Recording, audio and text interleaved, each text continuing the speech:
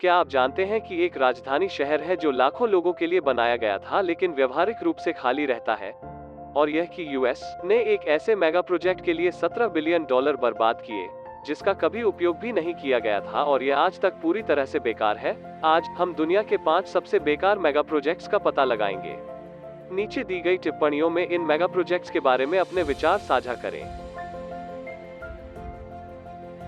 Number 5, अंतर्राज्यीय H3 हवाई। आइए अलोहा राज्य हवाई में एक लुभावने सुंदर राजमार्ग से शुरू करें। 26 किलोमीटर लंबा अंतर्राज्यीय H3 दुनिया के सबसे आश्चर्यजनक परिदृश्यों में से एक से होकर गुजरता है। यह इतना आश्चर्यजनक है कि मोटर चालकों के रुकने और यातायात के खतरे पैदा करने की वास्तविक चिंताएं थीं।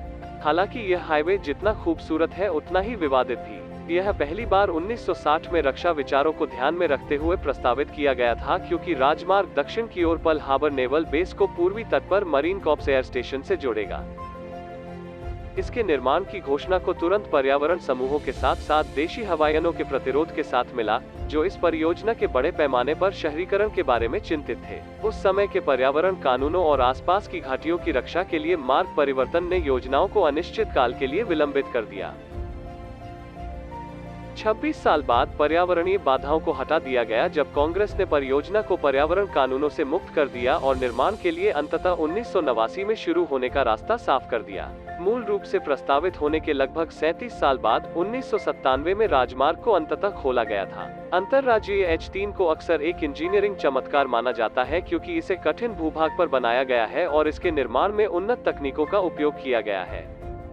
कई हाईटेक सुरंगों के अलावा राजमार्ग नीचे की घाटियों में स्थानीय पर्यावरण की रक्षा के लिए लगभग विशेष रूप से वायडक्ट्स पर चलता है।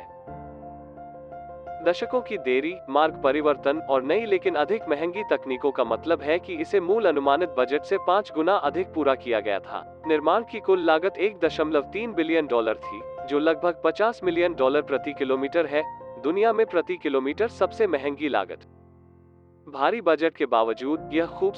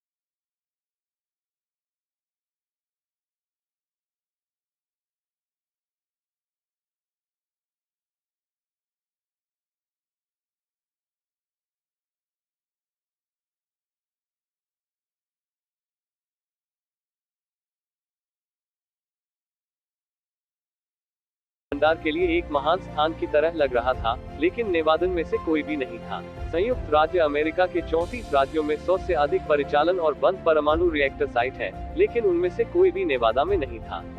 इसलिए कांग्रेस के प्रतिनिधियों और आम जनता ने पूरे देश में एकमात्र परमाणु डंपिंग साइट होने के विचार का कड़ा विरोध किया।